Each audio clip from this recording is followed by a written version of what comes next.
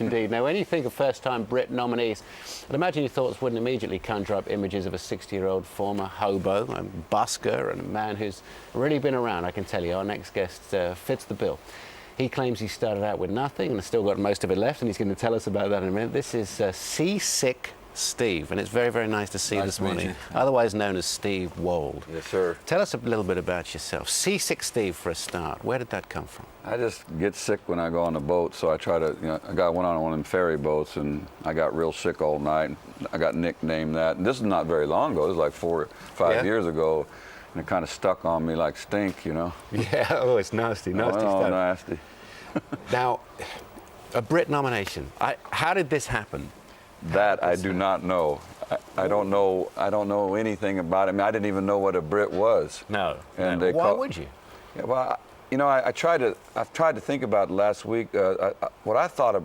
If I had thought anything about a Brit, I thought it had something to do with movies. When you get an Oscar or something like that. So now well, okay, it's a big glittering night. You're going to be a part of it, competing against these people. But I mean, how did your music? How have you taken your music to the world, and how have we found out about you? Because I mean, the great success, the public success, has come quite late. Yeah, it's like, it really is a mystery to me. I know that I made the record, the one right before this. I made it in my kitchen.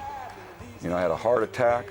I didn't have nothing to do. My wife said, go in the kitchen and record some songs. I recorded a record, and I didn't even record a record. I just recorded some songs, and then some friend put it out over here. He had one little one-man record label.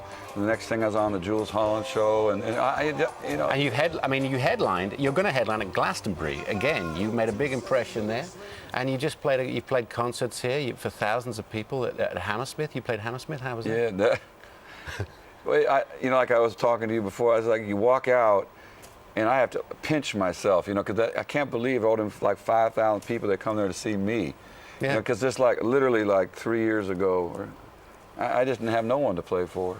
Yeah, and you've given up music as many times as you've taken it up. That is absolute truth. I had 5 children, so I've had to do normal job, whatever I could to pay the bills. So music was not number one on the priority list. I can tell you that. Well, you've earned your time in the light, and I hope it pays, and I hope you enjoy yourself. Me too. And all those other things as well. Name the song that you're going to sing after the break for us. I started out with nothing and still got most of it left.